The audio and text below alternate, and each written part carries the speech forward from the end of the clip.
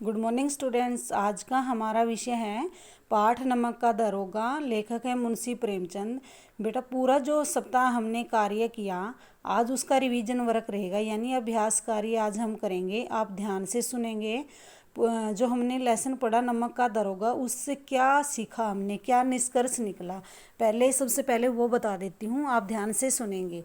नमक का दरोगा कहानी से हमें यह शिक्षा मिलती है कि कहानी में क्या दिखाया गया है, मनुष्य के जीवन मूल्यों को आदर्श रूप में दिखाया गया है और उसे सम्मानित भी किया गया है कि सत्यनिष्ठा धर्मनिष्ठा विश्व के दुर्लभ गुणों में बताया गया है और एक बेईमान स्वामी को भी ईमानदार कर्मचारी की तलाश रहती है। ईमानदार व्यक्ति को हमारे समाज में उच्च स्थान मिलता है। किसी भी परिस्थिति में हमें ईमानदारी नहीं छोड़नी चाहिए। ईमानदारी ही अच्छी नीति है। तो नमक का दरोगा एक सामाजिक कहानी है बेटा। इस कहानी में समाज में जो फैली हुई कुरीतियों का पर्दाफाश किया है। लेखक ने बताया है कि एक तरह से उन्होंने यह दिखाने की कोशिश की है कि पूरी दुनिया में लक्ष्मी का राज है, यानी कि पैसे का ही बोलबाला है। पैसे के बल पर आदमी कुछ भी कर सकता है, यानी झूठ को सच साबित कर सकता है। और दूसरी तरफ यह भी दिखाया है कि सत्य परेशान हो सकता है लेकिन पराजित नहीं। जैसे वंशीधर कुछ समय के लिए परेशान हो गया था लेकिन पराजित नहीं हुआ था। और इस कहानी के अंत में क्या हुआ, अंत में सत्य की ही जीत हुई। तो इसमें यह कहानी धर्म और धन के ऊपर धर्म की जीत है। इस कहानी में मानव के मूल्यों का आदर्श रूप दिखाया गया है और अंत में एक बेईमान स्वामी को, भ्रष्ट आचरण वाले पंडित लोपीदीन स्वामी को वंशीधर जैसे ईमानदार व्यक्ति यानी कर्मचारी की तलाश रहती है। तो बेटा इसमें दो पात्र बताए गए थे, पंडित लोपीदीन और वंशीधर। पंडित लोपीदीन एक भ्रष्ट आचरण वाला व्यक्ति है जिसने अपनी धन की शक्ति पर बड़ा ही घमंड था। उसने अवैध तरीके से कार्य करता था, नमक की चोरी करता था, जो हमारे समाज में निंदनीय है।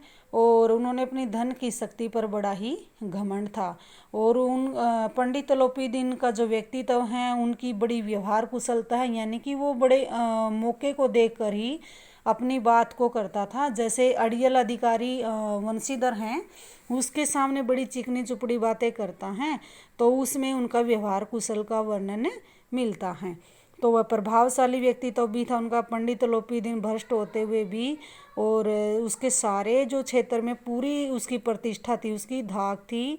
तो उसने नमक की चोरी में वंशीधर ने उनको हिरासत में कर लिया और हथकड़ी पहना लिया। तो उसको यकीन नहीं आया कि कोई मेरे साथ ऐसा कार्य कर सकता है। और वंशीधर जैसे यानी कि एक कर्तव्यनिष्ठ जो युवक हैं, आज भी हमारे समाज में ऐसे व्यक्ति हैं जो अपना कार्य बड़े कर्तव्य से करते हैं, यानी बड़ा अपना कार्य धर्म से करते हैं।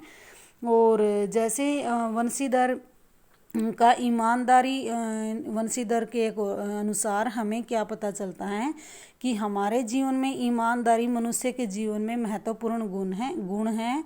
इसी के रहते हुए मनुष्य सम्मान का पात्र बन जाता है, यानी कि मनुष्य को ईमानदारी है तो वो समाज में सम्मान का पात्र बन जाएगा। तो नमक का दरोगा कहानी का जो नायक है वंशीधर एक ईमानदार युवक है।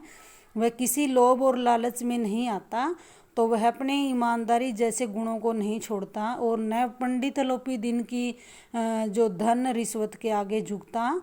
और उनको अवैध तरीके से कार्य कर रहा होता है तो हिरासत में कर लेता है और उनके सामने यानी कि उनके धन को कुचल देता है और अपनी ईमानदारी पर अडिग रहता है। और उसने सभी सेठ लोपीदीन, उसके रिश्तेदार और उसके जो अपने हैं, स्वजन हैं और न्यायाधीश के जो कर्मचारी हैं, वकील हैं, सबको पंडित लोपीदीन ने धन की शक्ति से खरीद लिया। उन्होंने सबको भ्रष्टाचार बना रखा था।